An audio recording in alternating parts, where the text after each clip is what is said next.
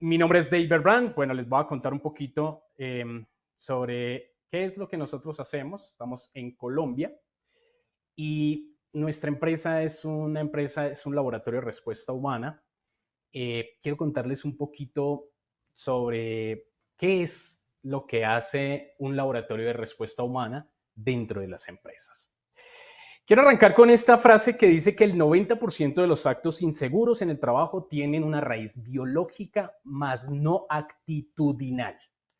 Muchas veces estamos pensando en que las personas dentro de las empresas no hacen o no toman, o más bien no siguen las instrucciones por un tema de actitud, porque no quieren. Simplemente aquí en Colombia hay una frase coloquial que dice simplemente no lo quieren hacer, ¿sí? Pero lo que hemos encontrado en investigaciones es que sí existe un componente de actitud, pero hay un componente basado casi en el 95% del comportamiento que es un tema biológico. Y hoy vamos a ver esas raíces de lo que pasa con los comportamientos inseguros dentro de las organizaciones. ¿Correcto? Mi nombre es David Brand, como lo decía nuestra compañera. Les muestro aquí nuestro laboratorio. Bueno, esto es un software integrador. Aquí nosotros lo que hacemos es medir emociones, cómo las emociones se activan y estas emociones impulsan ciertos comportamientos dentro de la empresa y diferentes contextos. Aquí básicamente lo que estamos haciendo a través del modelo de Paul Ekman, estamos analizando la valencia emocional de las personas mientras tienen una conversación, en este caso, entre compañeros de trabajo. ¿Correcto? Bien.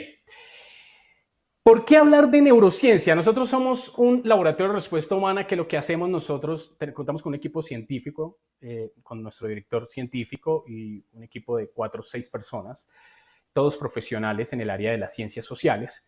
Y lo que hacemos nosotros en este laboratorio con esta tecnología biométrica, con electroencefalogramas, con electrocardiogramas, respuestas galvánicas de la piel, comprender realmente biológicamente cómo funciona el comportamiento, es decir, qué tanta el cerebro, la mente, el sistema nervioso influye en mi comportamiento dentro de la organización, dentro de la empresa y en cualquier contexto. En este caso, dentro de las organizaciones. ¿Qué aplicamos nosotros? ¿O qué es, cuáles son las bases principales de lo que nosotros empezamos a tener como base de estudio? Todos los conceptos neurocientíficos, la neurociencia como tal, que es la que nos permite comprender de una manera más holística al ser humano, desde su biología, desde su psicología y desde su antropología. Y dependiendo del contexto, otras ciencias como la sociología, como la mercadotecnia, dependiendo de lo que vayamos a investigar. Realmente la neurociencia nos ayuda a comprender un poco mejor desde ese punto de vista que no vemos a los seres humanos. Y esto sí que ha sido muy potente dentro de las organizaciones porque a medida que vayamos hablando en esta charla, les voy contando todo lo que hemos hecho dentro de las organizaciones, precisamente corrigiendo comportamientos, conductas y actitudes que ponen en riesgo a los empleados, a los trabajadores. Y tiene mucho que ver también todos los cerebros de la organización, es decir, que nosotros entramos a comprender realmente cuál es esa biología humana que opera la empresa. Porque a partir de la biología humana, como dice acá, dice, ¿por qué hablar de la neurociencia para entender la seguridad en el trabajo? Yo sí quisiera que de pronto, si alguien en el chat nos puede decir, no sé si tenemos la posibilidad de contestar, los participantes, si han conocido el término de la neurociencia. Cuéntenme de pronto en el chat si alguien sabe qué es la neurociencia. Cuéntame aquí, por favor, si estamos viendo en el chat. ¿Alguien sabe de qué se trata la neurociencia? Ok, voy a mirar aquí un momentico para ver si tenemos a las personas que no los veo. La verdad es que esta herramienta es nueva para mí.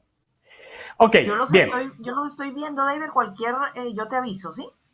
Ah, listo, perfecto. Muchísimas gracias. Muchas gracias. Bien.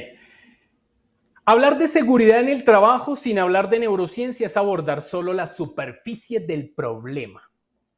¿Por qué? Porque la mayoría de las decisiones que toma un trabajador en su jornada no son racionales. ni plenamente conscientes. Esto es lo que realmente nos ha mostrado la neurociencia. La mayoría de las decisiones dentro de la empresa son de forma automática, son de forma inconscientes y profundamente biológicas. El cerebro humano está diseñado para sobrevivir, para ahorrar energía y repetir patrones que han funcionado antes.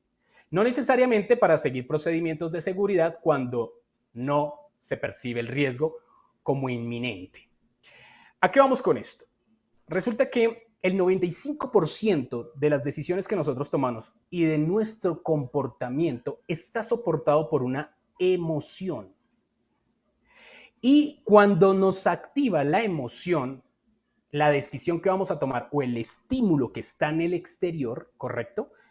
Todo lo que en neurociencia, todo lo que está alrededor nuestro, todo lo que está en nuestro entorno, se llama estímulo.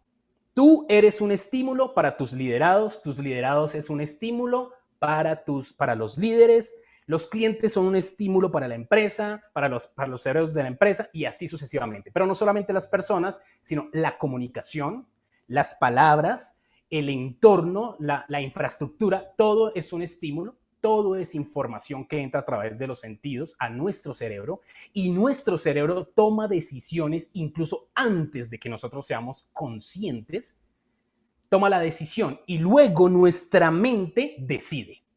¿Correcto? Esto se ha visto a través de una tecnología llamada electroencefalografía, que vemos cómo el cerebro se enciende antes de que la mente decida y cuando la mente decide se enciende exactamente la misma parte que ya unos segundos antes se había encendido. Lo que los neurocientíficos dicen es, entonces nuestro cerebro decide antes de que seamos conscientes, ¿correcto? Por eso existe la persuasión, por eso existe la manipulación. ¿Por qué? Porque nuestro cerebro toma decisiones y acciones con base en la identificación de patrones. Él no crea sistemas, sino simplemente identifica patrones y lo que ve, lo que logra asociar de manera positiva, actúa de forma positiva. Pero si asocia el estímulo con recuerdos del pasado, con experiencias del pasado de manera negativa, entonces su decisión va a ser negativa. ¿Correcto? Bien, ¿qué es la neurociencia del comportamiento? Que es básicamente lo que venimos nosotros a entender dentro de las organizaciones. ¿Cuántas veces nosotros como líderes nos hemos siempre hecho la pregunta, ¿pero qué es lo que está pasando? ¿Por qué muchas veces damos una, ¿cómo se llama? ¿Me lo pagas, por favor? ¿Por qué muchas veces damos una instrucción, hacemos una capacitación, ¿cierto? Para ver los puntos de peligro, los comportamientos de riesgo, X o Y, ¿verdad? Dentro de las organizaciones. Y cuando terminamos la capacitación, siempre preguntamos, ¿todo claro? Y generalmente las personas, los que participan de la capacitación, dicen, todo claro. Pero en la acción pasan otras cosas. En el comportamiento, es decir, en la experiencia del día a día, pasan cosas totalmente diferentes. Pareciera que la información entrara por un oído y saliera por la otra y no se queda en el cerebro. Y ahí es cuando uno como líder dice, ¿pero qué pasó si se suponía que había quedado absolutamente todo claro? Hoy vamos a comprender por qué pasa eso, ¿va? Bien, la neurociencia del comportamiento estudia cómo el cerebro influye en nuestras decisiones, nuestras emociones y nuestras acciones. Se enfoca en entender los procesos que determinan cómo percibimos el entorno, cómo reaccionamos ante diferentes estímulos y cómo aprendemos y cambiamos conductas. En el contexto laboral nos ayuda a comprender por qué las personas actúan de cierta manera y cómo optimizar esas conductas para mejorar el rendimiento, la seguridad y la colaboración. Lo más lindo que hemos encontrado de la neurociencia del comportamiento dentro de las organizaciones es que las organizaciones que se toman en serio esto se transforman de adentro hacia afuera. Nosotros hemos siempre cuestionado la manera en que le llevamos la información hacia nuestros liderados. Porque la manera en que le estamos llevando la información no está quedando en la memoria de largo plazo y no se está interiorizando y por eso se encuentran comportamientos y actos inseguros dentro de la empresa. La mayoría de los accidentes dentro de la empresa tienen un componente de decisión del ser humano, de acción, de comportamiento del ser humano. Y no necesariamente, muchas veces las empresas se enfocan en la infraestructura y en que obviamente es importante que no nos genere accidentes y demás, pero si no generamos la conciencia adecuada en los cerebros de los liderados, de las personas que están en el peligro, no va a pasar absolutamente nada. ¿Por qué? Porque siempre digamos que esa acción la está operando un cerebro. Y si comprendemos cómo funciona el cerebro en ese momento, podemos intervenir de manera efectiva para empezar a que ese cerebro empiece a tomar conciencia de lo que está haciendo. ¿Ya? Toda transformación, todo cambio dentro de un equipo de trabajo o cualquier ser humano siempre va a empezar de adentro hacia afuera, nunca de afuera hacia adentro, porque la experiencia humana es de adentro, no de afuera. Es decir, tú puedes vivir una experiencia junto a mí, la misma experiencia, pero para ti significa una cosa probablemente muy diferente que lo que significa para mí. Y a partir de eso tenemos dos experiencias muy diferentes del mismo estímulo que estamos viendo. ¿Correcto? Bien. El comportamiento aprendido, hay dos tipos de comportamiento, ¿no? Está el comportamiento aprendido, es como cuando aprendes a montar bicicleta o a hablar, que lo haces porque lo practicas y lo repites y a partir de eso se van creando unas redes neuronales dentro del cerebro que responden, o más bien que tienen la función de activar esa acción, ¿correcto? Y también está el comportamiento biológicamente determinado. Es algo que tu cuerpo hace sin que tú lo pienses. Como cuando sientes miedo o cuando tu corazón late rápidamente, cuando hay errores, es algo que tu cerebro hace porque está diseñado para protegerte o para hacer cosas rápidamente. Y hay algo que quiero que ustedes tengan presente el día de hoy y se vayan en su mente con algo puntual. Cuando ustedes ven un liderado que no, digamos que sigue las instrucciones de tal manera, probablemente el 90% de los casos es porque biológicamente su cerebro y su cuerpo responde de tal manera y su mente, como está diseñada para darle coherencia a lo que está viviendo, darle lógica a lo que está viendo, entonces ahí es cuando la persona no comprende que biológicamente se está activando de cierta manera y se deja llevar por su biología y entonces no es capaz de autorregularse para poder tomar acciones más seguras. Pero ¿cómo hacemos para que esto realmente deje de ser un problema? Esto es lo que vamos a seguir viendo en todo el transcurso de esta charla. En el entorno laboral puede afectar cómo responde nuestro cerebro de muchas maneras. Si el ambiente es positivo y relajado y nos ofrece apoyo, nuestro cerebro se siente muy seguro, lo que nos ayuda a ser más creativos, enfocados y colaborativos. Pero si en el entorno es estresante, con presión o conflictivo, el cerebro activa respuestas de miedo y de estrés. Y miren lo que les voy a contar cómo funciona esto. Les voy a poner un ejemplo. Dentro de nuestro cerebro tenemos un segmento en el sistema límbico, es decir, en la mitad de nuestro cerebro donde se procesan todas las emociones, algo que se llama la amígdala emocional. Y esta amígdala es el baúl de los recuerdos, de los recuerdos sensoriales y actúa como un centinela, como un celador, como una escolta de nosotros, es decir, está todo el tiempo pendiente del peligro, ¿correcto? Y la amígdala, entonces, cuando entra la información a través de los sentidos, vamos a hablar de los ojos, yo estoy hablando con, qué sé yo, una persona, con alguno de ustedes, un hombre, ¿cierto? Resulta que esto no es real lo que voy a contar, pero es un ejemplo para poder entender cómo funciona esta parte del cerebro para el comportamiento. Resulta que yo me voy a hacer un negocio con alguno de ustedes.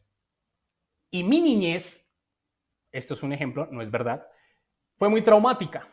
Mi papá me pegaba, me maltrataba, violencia, lo que fuera, ¿correcto? Que se encuentra en muchos hogares, ¿sí? Mi cerebro ya lo superó, ya perdoné a mi papá, hoy soy adulto y estoy en mi vida productiva, ¿verdad? Pero mi amígdala guardó ese sentimiento, guardó esa emoción, guardó ese significado, ¿correcto? Guardó ese significado. Y resulta que me voy a hacer un negocio con alguno de ustedes. Y usted, con el que me siento, no tiene nada parecido a mi papá. Pero mi amígdala encontró una relación, una asociación, como le dije ahorita, asociar, una asociación entre ese estímulo, es decir, la persona con la que estoy hablando, y la asoció con mi papá, porque de repente tiene un lunar muy similar, porque de repente movieron la ceja milimétricamente similar. Tal vez yo ni siquiera me doy cuenta de eso, pero mi cerebro sí, mi amígdala sí. Entonces me manda señales de peligro y mi mente, como está diseñada para darle coherencia a lo que estoy viviendo, entonces ahí es cuando yo puedo decir, no me cae muy bien esta persona, no me da muy buena espina, y lo podríamos confundir con la intuición. Pero en otra charla podríamos hablar de los tipos de intuición que existen científicamente comprobados. ¿Vale?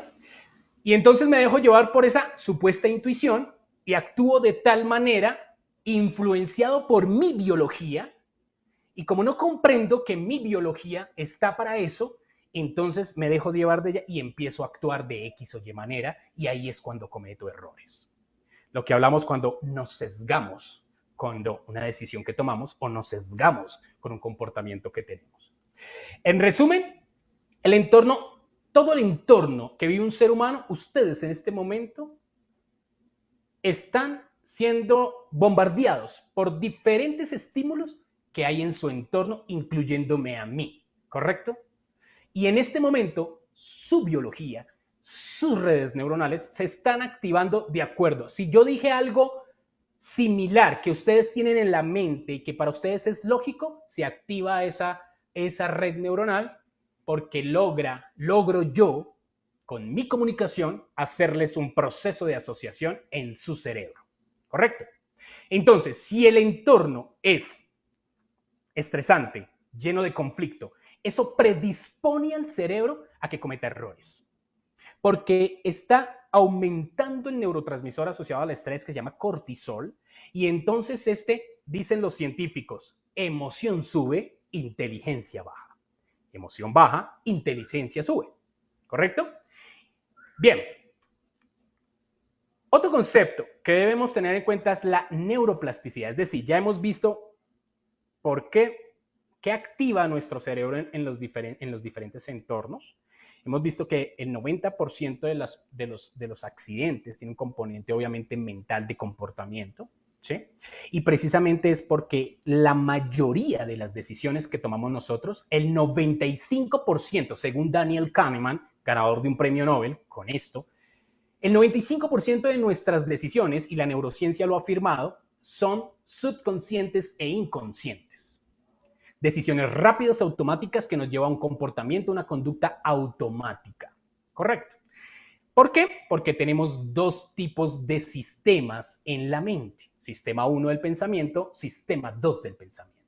95% del tiempo operamos en el sistema 1, que es rápido, que es intuitivo, emocional, que es simplemente lógico, él simplemente quiere, él decide observando patrones y así decide. Y es por eso que muchas veces decimos, hombre, pero ¿por qué pasó esto? O sea, si yo se suponía estaba decidiendo bien, pero pasó todo lo contrario. Porque decidió tu sistema del pensamiento número 1, que no tiene en cuenta la profundidad de la decisión, sino simplemente la superficialidad a través de la identificación de patrones. ¿Estamos? Si tienen dudas, si tienen preguntas, vamos a poner a lo último un momento para hacer preguntas, pero vayan anotándolas, porque la idea es que podamos despejar todas las dudas o preguntas que se puedan generar en esta sesión. La neuroplasticidad es la capacidad del cerebro de cambiar y adaptarse a nuevas experiencias, pensamientos o comportamientos. Esto significa que, aunque tengamos patrones de pensamientos o acción, podemos reentrenar nuestro cerebro para formar nuevas conexiones y nuevos hábitos.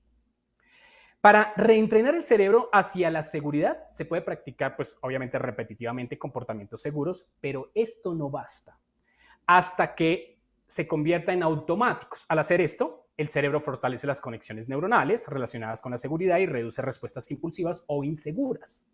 Esto no solo mejora la manera en que respondemos a los riesgos, sino que también cambia nuestra manera de pensar sobre ellos.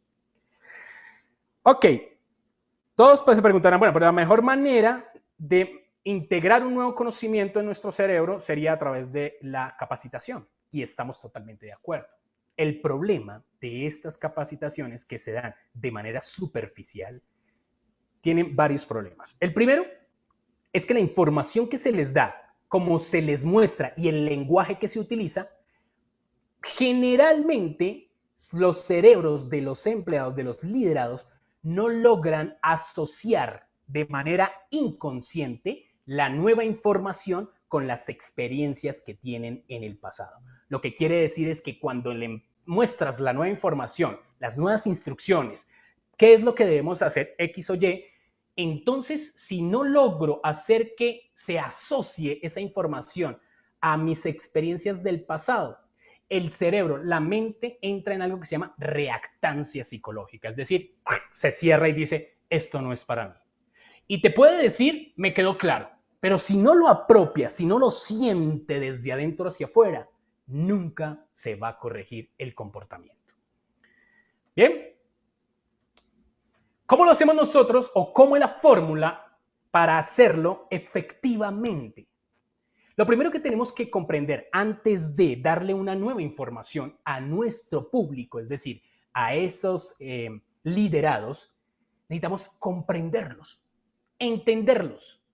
Hace muchos años se escuchaba mucho aquí en Colombia que se decía que no era necesario la vida privada de los empleados y que aquí venían era a trabajar y listo. La vida privada es en la casa y aquí es el trabajo. Resulta que hoy por hoy la neurociencia nos ha demostrado que si tú como líder quieres que realmente estas personas se dirijan hacia los objetivos que tú tienes, necesitas conocerlos, pero no desde su rol, sino como persona, como individuo.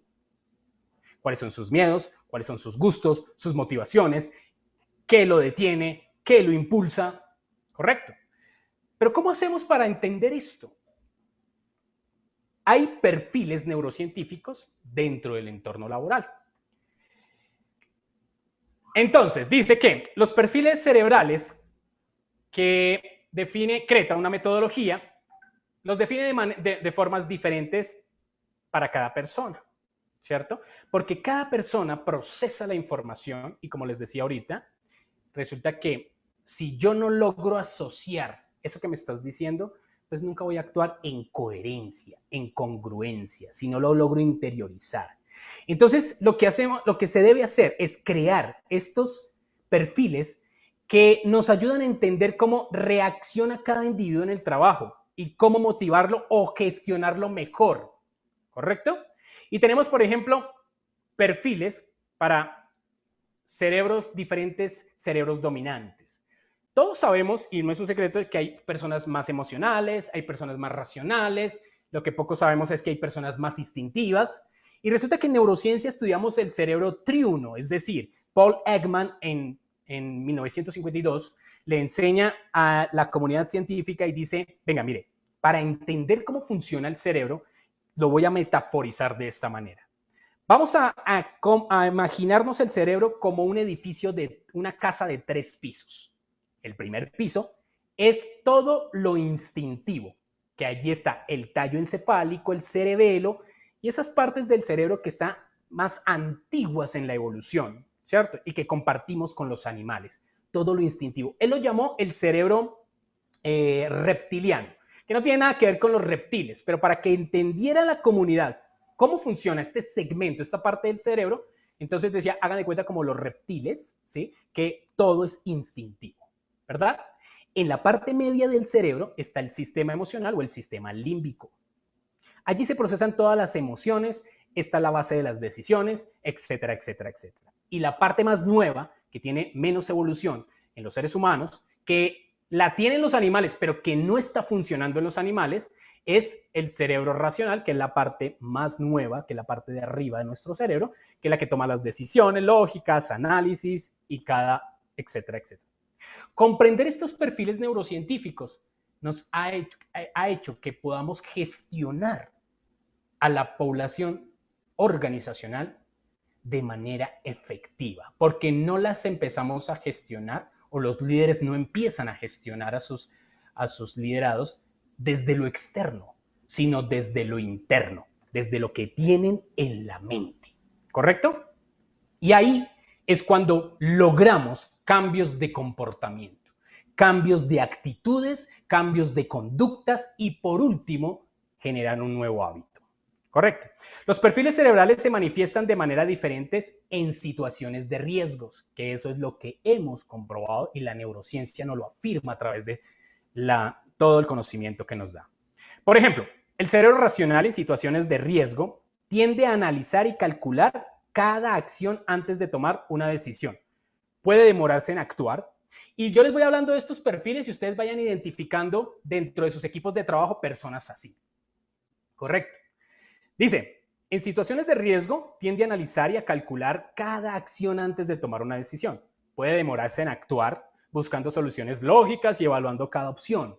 En momentos de presión, a veces puede sentirse incluso paralizado por el exceso de información que tiene. Como todo lo tiene que analizar, todo lo tiene que calcular, entonces sufre de parálisis, ¿no? A veces no comprende la acción. Y entonces, porque claro, todo tiene que para él ser lógico. Y lo que no tenga lógica para él, como que no lo ve muy alejado. Está el perfil de los cerebros emocionales. Es decir, que bajo presión o riesgo se enfoca más en cómo se siente y cómo afecta las relaciones esto que estamos viviendo. Puede actuar impulsivamente para protegerse emocionalmente. Oído a esto, puede actuar impulsivamente para protegerse emocionalmente. Porque quiero que comprendamos algo el día de hoy. Y es que nuestro cerebro está diseñado para mantenernos vivos. Y todo lo que hace que nosotros no nos gusta de otras personas, ni siquiera la otra persona es consciente de eso, sino que su cerebro actúa de cierta manera como respuesta de supervivencia y defensa. ¿Ok? Bien, a veces puede reaccionar con miedo o ansiedad ante situaciones inciertas, priorizando el bienestar personal o del grupo. Entender, mis liderados, qué cerebro tiene como dominancia, porque todos tenemos el mismo cerebro, todos tenemos los mismos 3 segmentos, pero cuando decidimos, actuamos, percibimos el mundo, hacemos análisis, va a haber una influencia de uno de estos 3 segmentos del cerebro, racional, emocional o instintivo. Por eso, como les dije al principio, conocemos personas muy emocionales, conocemos personas muy racionales y ahora ustedes van a empezar a comprender quiénes son los instintivos, ¿correcto? Bien, el cerebro instintivo que domina a las personas, los que son cerebro dominante, instintivo, en situaciones de riesgo, esos son los que accionan rápido. Ellos no piensan, ellos accionan. ¿Sí? Entonces, fíjense, el cerebro racional se paraliza porque él necesita la lógica de lo que está pasando. El cerebro emocional puede actuar incluso de manera ilógica, pero simplemente protegiendo sus emociones. ¿Correcto? Mientras que el cerebro instintivo lo primero que hace es actuar, luego piensa y por último dice, ¿cómo me siento? ¿Va? Y así es que podemos segmentar. Mire, ¿quién lo creyera? Hablábamos alguna vez con un neurocientífico y decía, ¿quién lo creyera que este tema de los perfiles neurocientíficos no es nuevo? Es un tema que lleva hace muchísimos cientos de años, que lo ha venido alimentando la psicología, la antropología, la biología, absolutamente todas las ciencias sociales que estudian al ser humano. Y hace muchísimos años. Hoy lo tenemos ya como herramienta de gestión de personas. ¿Correcto? ¿Y quién lo creyera? Existen 9 perfiles dentro de estos 3, como una sombrilla de perfiles. Tenemos 3 perfiles, ¿cierto? Cerebro racional, emocional, instintivo. Y debajo de esos 3 hay 3 más, es decir, que tenemos 9 perfiles en la humanidad que involucran a toda la humanidad. Llevamos 8 años haciendo esto y no ha habido la primera persona que nos identifique con uno de estos perfiles, porque la identificación es individual. Es decir, el proceso es que yo me identifico en cuál de estos 3 perfiles me acomodo de acuerdo a cómo decido, a cómo siento, a cómo acciono, a cómo veo el mundo, a lo que pienso, a cómo me motivo, X o Y. ¿Va?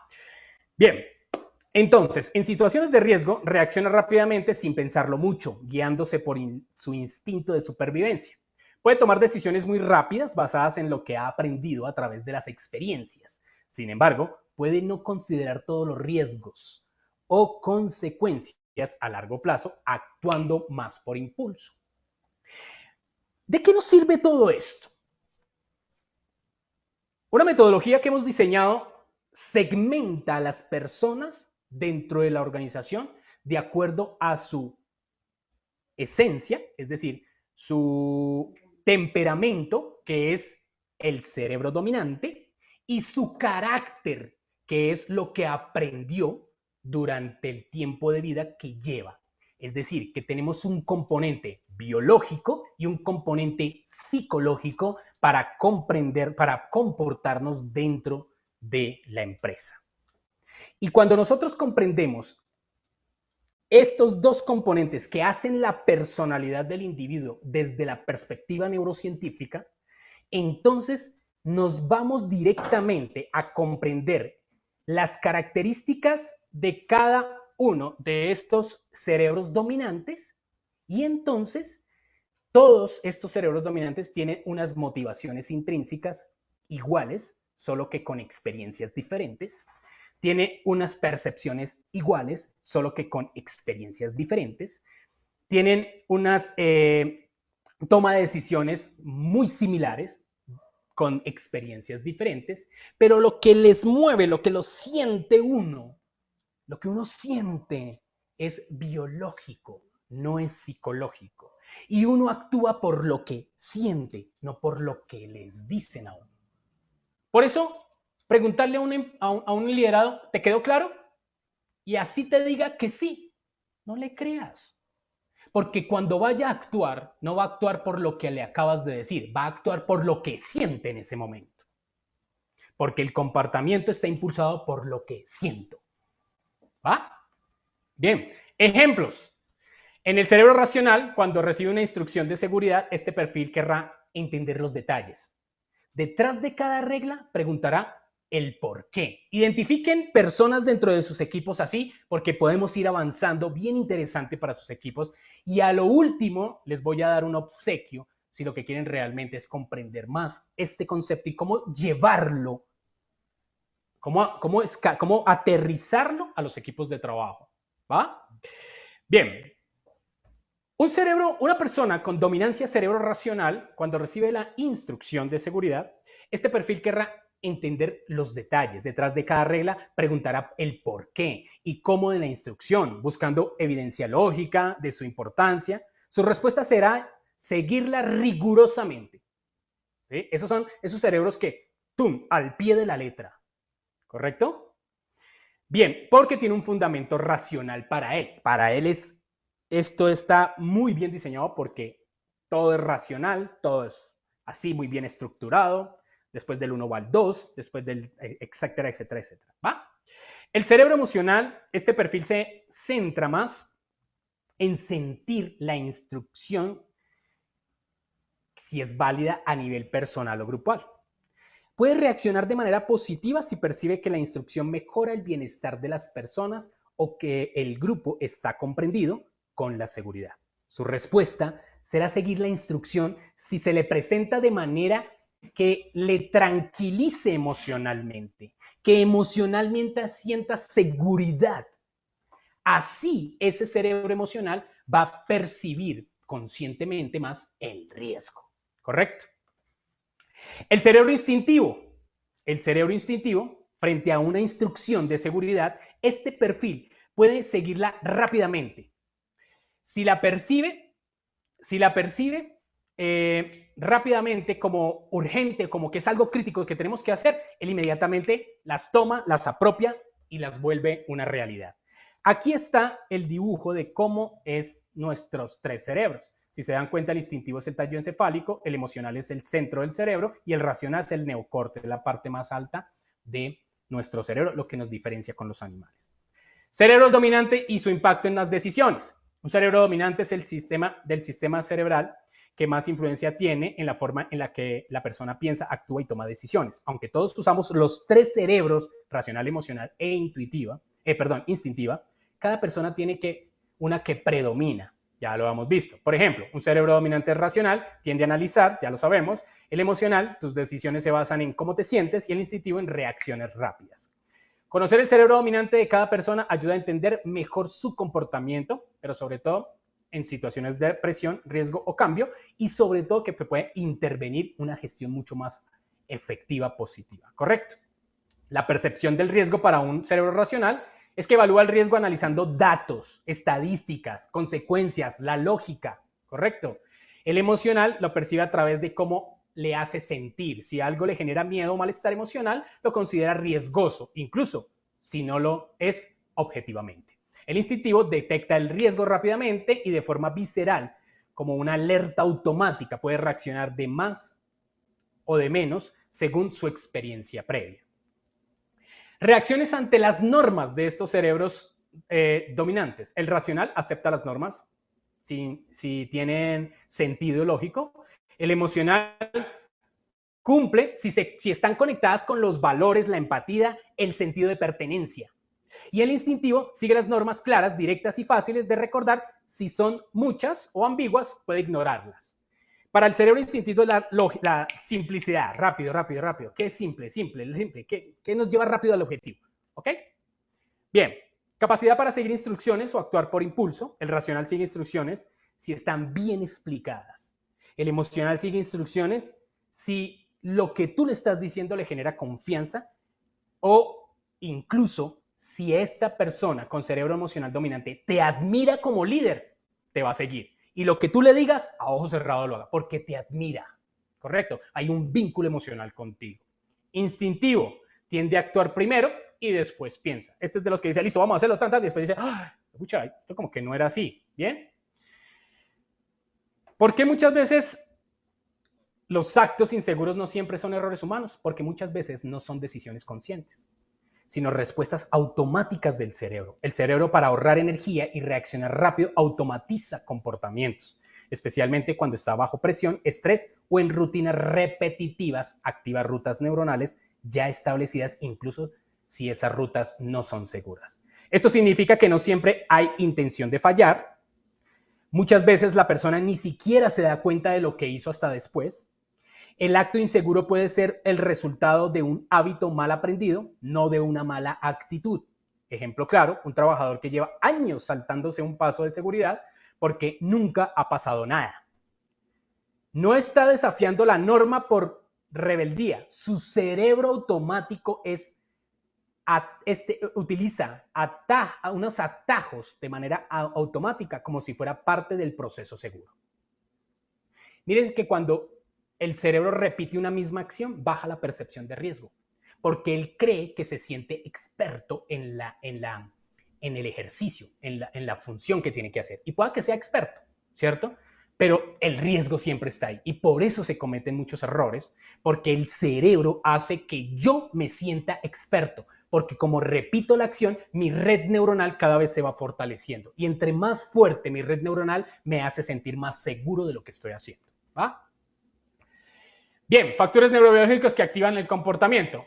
Estrés, fatiga, dopamina y cortisol, detonantes invisibles de errores. En el trabajo los errores muchas veces no vienen por falla de conocimiento, sino por cómo está funcionando el cerebro en ese momento.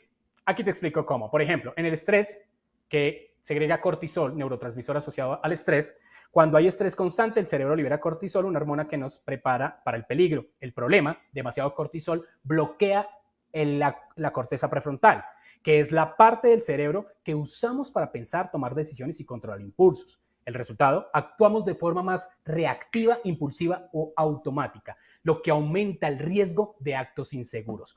Un espacio hostil dentro de la organización genera estos resultados. Pero si tenemos un espacio de bienestar, entendimiento, motivación dentro de la empresa, genera otros resultados.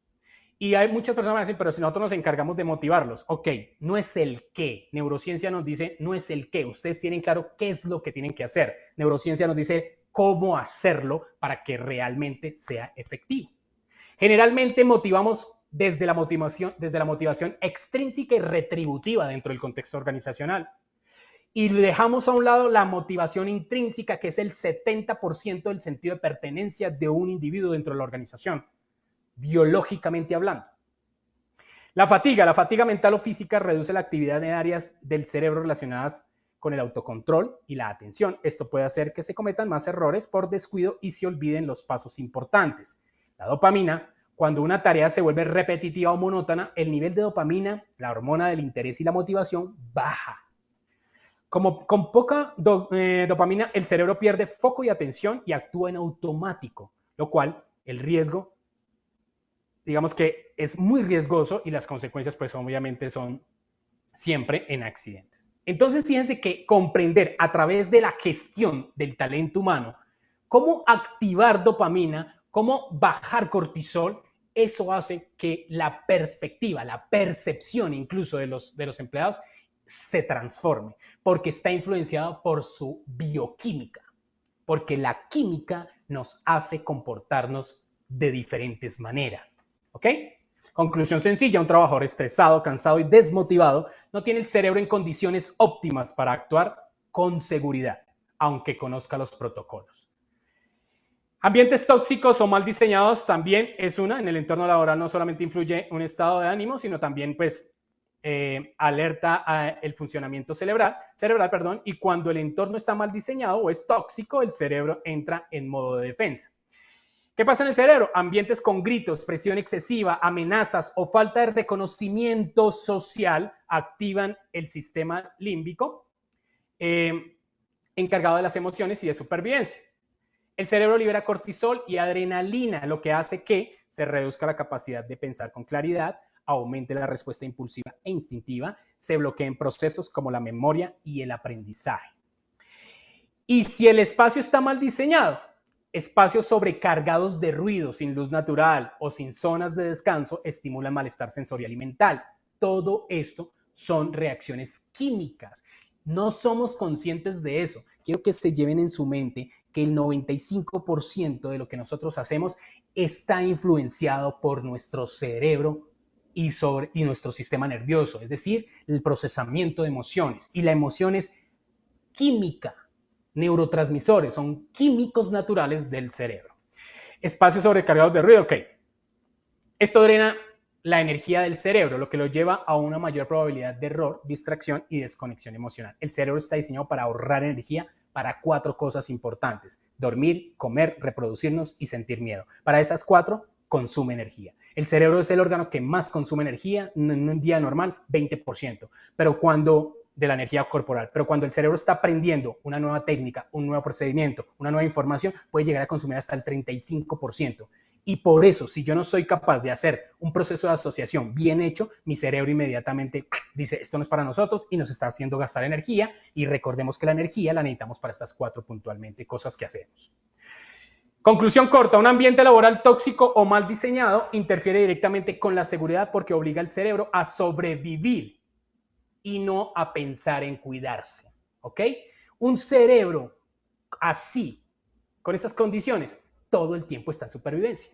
Esto le impide procesar información de manera lógica, de manera funcional. ¿Ok?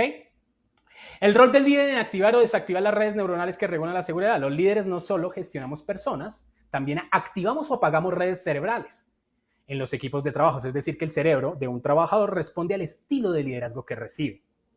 ¿Qué redes cerebrales están en juego? La red de amenaza, la red de seguridad y confianza, y como resultado el trabajador se siente seguro, conectado y piensa mejor antes de actuar cuando logramos activar esas redes de seguridad y confianza. ¿Cómo lo hacemos? A través de cómo los gestionamos, entender sus motivaciones intrínsecas, entender sus experiencias del pasado, lo que para él significa el mundo, lo que para él significa el trabajo, cómo se siente frente al líder, frente a la empresa, frente a la labor, frente a todo lo que tiene que hacer dentro de la empresa. Y muchos podríamos decir, uy, pero entonces tengo que estar todo el tiempo pendiente de sus emociones, ¿no? Lamentablemente sí, pero lo más interesante es que hoy por hoy existen métodos como el nuestro que te permiten casi que a un clic hacer que se gestionen los empleados de esa manera. Bien, los líderes que corrigen con gritos, generan ambigüedad o presión constante, activan la red de amenaza y eso se traduce a más errores y actos inseguros. Comprendan que si un cerebro se siente atacado, se siente lleno de cortisol, él no va a entender la lógica de lo que le estás diciendo, porque está en supervivencia. Y así la persona quiera, su cerebro no se lo impide. Es que somos altamente persuasivos, somos altamente manipulables, porque nuestro cerebro casi que nos domina antes de nosotros actuar. Los líderes que inspiran, explican el porqué de las normas y validan el esfuerzo, activan la red de seguridad, más atención, memoria y autocuidado. Un líder no solo da órdenes, ojo, regula el estado neurobiológico del equipo, puede activar un cerebro que cuida o un cerebro que solo reacciona. ¿Cómo intervenir con metodologías? Creta y las estrategias prácticas. Aquí les presento la metodología Creta. Es una metodología con inteligencia artificial diseñada para transformar el comportamiento dentro de las organizaciones. Con Creta hemos logrado cambiar comportamientos que ponen en riesgo a los empleados en 11 días. Tiempo récord. Les voy a contar un comportamiento tan simple, tan obvio, tan evidente, pero que no se lograba cambiar. Como por ejemplo, en los bancos de trabajo, en una empresa de manufactura, dentro del sistema de gestión aquí en Colombia, dentro del sistema de gestión de seguridad y salud en el trabajo, detectaron que el desorden y los bancos sucios estaban generando accidentes. Se enterraban la puntilla, se cortaban, X o Y, ¿cierto? Llevaban muchos meses diciéndole, ordene su banco, mire lo que está pasando, ordene su banco de trabajo. Sí, señor, lo ordenaban, pero cuando el líder se va, otra vez el banco, vuelto una nada y otra vez los accidentes. Era la principal causa de accidente de esa empresa, de 5 a 6 accidentes al mes. Hoy por hoy la tenemos en 0. ¿Por qué? Porque hemos sabido cuál es el perfil neurocientífico de cada uno de ellos y a través de Creta, que es una tecnología, un avatar que se pone dentro de las organizaciones y que cada uno de los empleados se comunica con avatar a través de una aplicación en su celular. Creta los conoce tanto que sabe qué decirles en qué momento del día de lo que está pasando.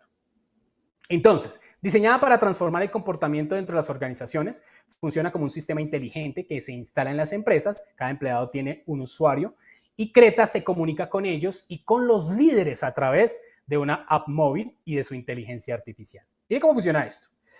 Tú como líder puedes decir incluso, tengo un inconveniente con José y con María, pero es que José y María no se entienden.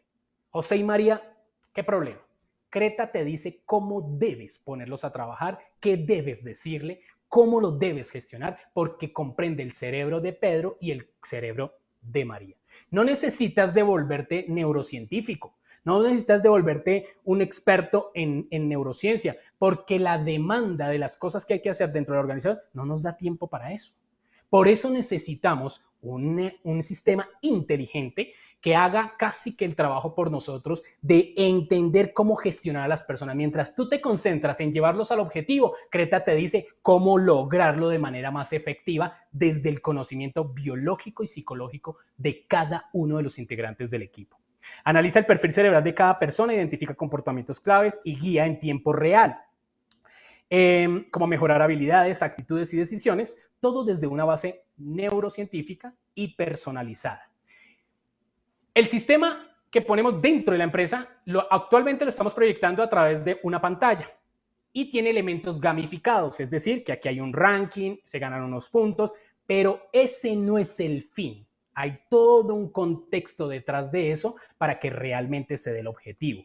Y este es un ejemplo de la pantalla como se vería dentro de la organización. Y esta es nuestra aplicación que lo que hace es que a través de esta aplicación lo que hace es que Creta pues diagnostica los perfiles y patrones de comportamientos inseguros, diseña estrategias personalizadas para cada tipo de cerebro, hace cambios en la forma de comunicar, liderar y capacitar para corregir hábitos inseguros. Tienes como líder un asistente para gestionar a tu equipo ahí en temas de seguridad o en cualquier otro tema que quieras dentro de la empresa, porque Creta no trabaja sobre el rol de la persona, Creta trabaja sobre un ser humano, ella comprende al ser humano. Ah, que es el gerente de producción, que es el señor de la portería, del que abre y cierra la puerta, la señora que nos trae el cafecito. No importa, a Creta no le interesa qué rol tiene, a Creta le interesa es el ser humano que hay ahí, ¿ok? Hace microintervenciones neurocientíficas que se pueden replicar en todo lo que hacemos dentro de la organización. Y siempre le va a dar importancia y va a acompañar al líder como eje de transformación. Quiero que sepan algo, ningún cambio dentro de un ser humano se da de forma extrínseca. No, les digo una cosa, quieren mejorar realmente el comportamiento de sus empleados. Tienen que entender lo intrínseco, lo que sienten, su esencia, lo que hace que vean el mundo y perciban a las personas de X o Y manera, lo que hacen que para ti sea una percepción diferente de la misma situación y para mí una totalmente diferente. ¿Qué es lo que hace que viendo lo mismo ambos percibamos diferentes cosas? La influencia del cerebro dominante es lo que nos hace percibir el mundo diferente aun cuando estamos viendo lo mismo. ¿Ok? Bien, les tengo un regalo. Los que quieran participar de una sesión corta donde donde me cuentes cuáles son los retos más importantes que necesitas ya empezar a intervenir en tu organización. Temas de riesgos, de productividad, de trabajo en equipo, de conflictos, resolución de conflictos, todo lo que se presenta en términos de comportamiento dentro de una organización y me quieres contar cuál es tu reto, yo te doy un plan de acción sin que te cueste nada para que lo apliques. Rápido y efectivo, ¿correcto? Rápido y efectivo. ¿Para qué? Para que ustedes lo repliquen. Simplemente copy-paste. ¿Ok? Y si te suena el plan, te voy a invitar a que tú como líder identifiques tu propio cerebro dominante. ¿Por qué es importante que tú como líder identifiques tu cerebro dominante? Porque vas a comprender por qué te irrita lo que te irrita, porque vas a comprender por qué te motiva lo que te motiva, porque vas a entender por qué no te llevas bien tan bien con X o Y persona y vas a entender cuáles son tus no negociables, cuáles son tus motivaciones intrínsecas y cómo esto influye en tu liderazgo. Hemos transformado líderes en neurolíderes, es decir, no solamente el ejercicio de liderar, sino liderar conociendo el cerebro, mi cerebro y el cerebro de mis liderados.